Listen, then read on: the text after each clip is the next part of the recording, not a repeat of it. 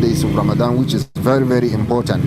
And you have sent out more than 100 students to go out and make da'wah. So, Ya Sheikh, what have you, given to these students within this particular period that they should give the people that they are meeting in various places of da'wah? Alhamdulillah wa salatu wa salamu ala rasulillah wa alihi wa sallam. Brother Abdul Jami, just a matter of correction. All the sheikhs in Bamenda, they planned this da'wah, and then the sheikhs and the entire Muslim community of Bamenda sponsored the da'wah. So it's a kind of collective activities that took place. When you come to the question you ask is that da'wah is out to give correction, moral corrections, dogmatic correction in the form of correcting peoples and their creeds, just like the program Sheikh Hussein is running, the authentic creeds, to correct people in their dogma or their belief or what regard their creeds. This will have to do with the reformation of the heart. If the heart is being reformed, then good information will be transmitted across the body. So what we want is to have those segment of people who are God-fearing, who are righteous, and who are conscious of what they are doing.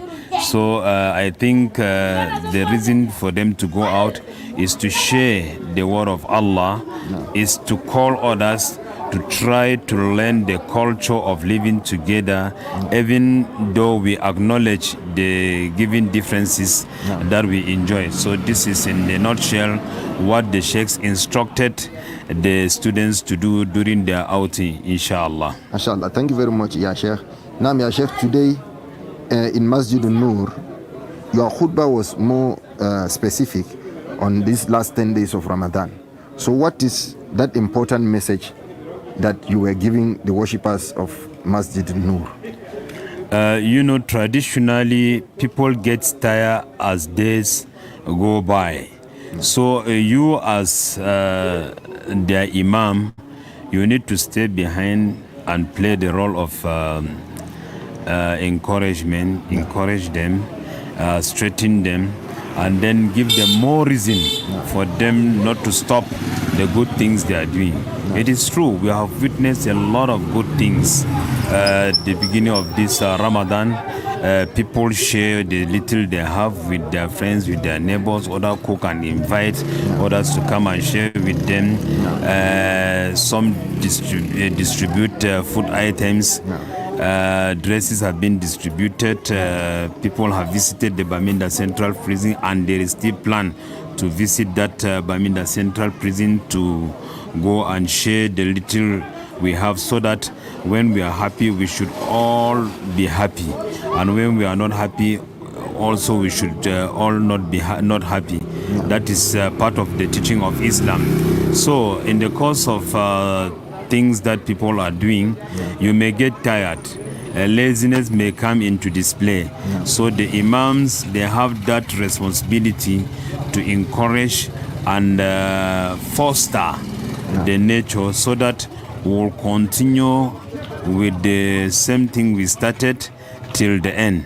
Our sermon today is focused on the last 10 days of Ramadan, which is the most prestigious days, not only in this month of Ramadan, but throughout the year.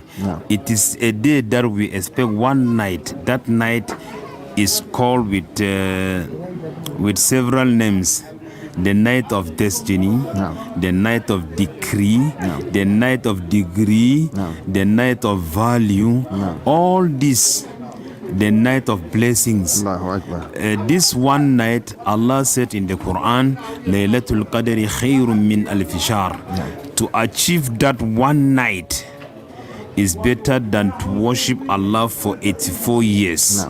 Is far better than someone who engaged in the worshipping of Allah for good 84 years.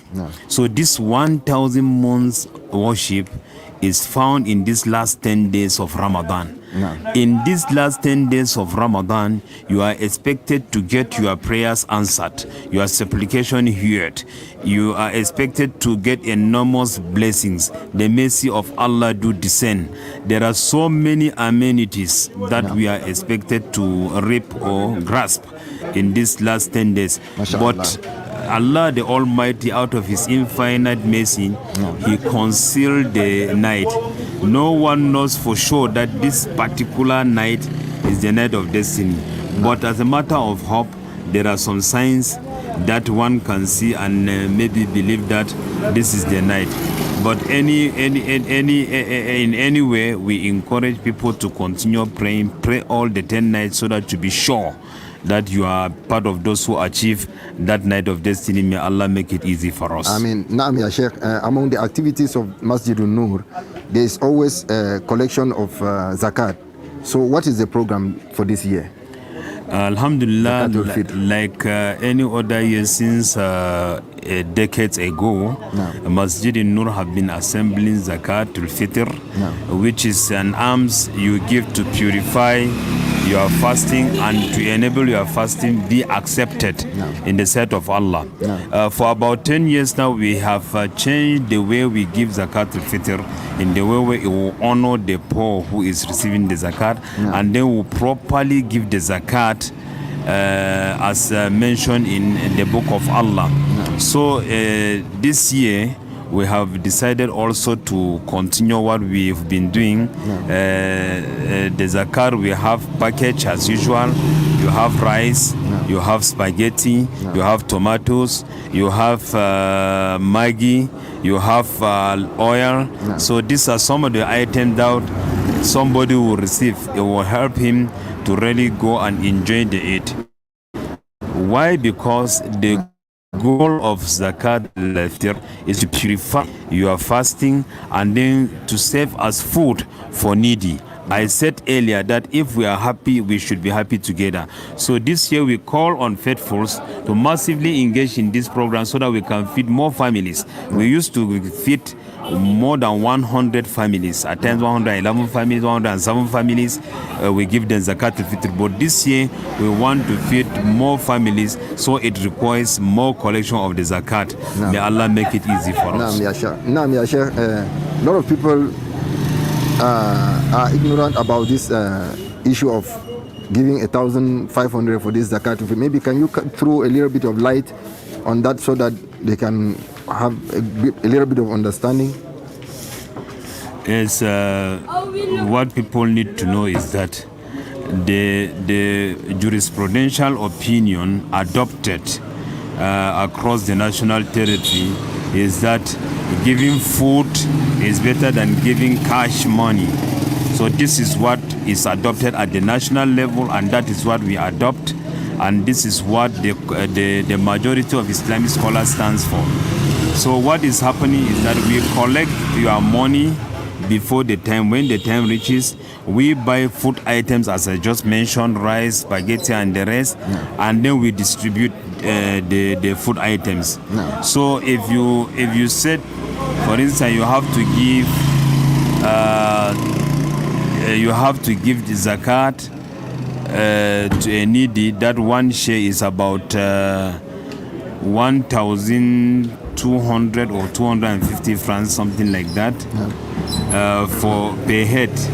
That you buy only rice, and then you include Maggi and other things. You see that 1,500 francs is very okay. What is happening here is that I have to reiterate in this issue. There is something we call in Islam al-wikala. Al-wikala is a form of delegation. You delegate somebody that, please, this is my money. When time reaches, remove the zakat for me. So the body carrying the activities are doing wakala in two phases.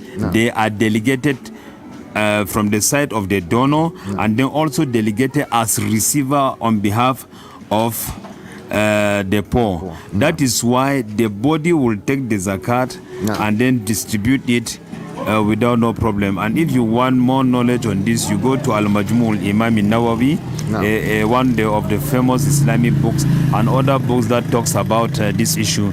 You will not lack what will really save the matter. MashaAllah. Thank you very much. You're welcome. For this wonderful explanation.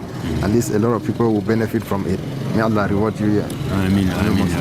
MashaAllah. Thank you for being with us. You're welcome. And lastly, those of us watching ARTV, I would like to thank you for the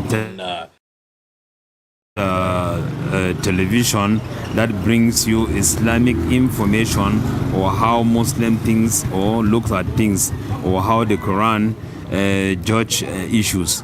As you join any of our program, you have to subscribe, and then you share, invite others to be with us on ARTV. May Allah subhanahu wa ta'ala make this television better than what it is. Ameen ya Rab.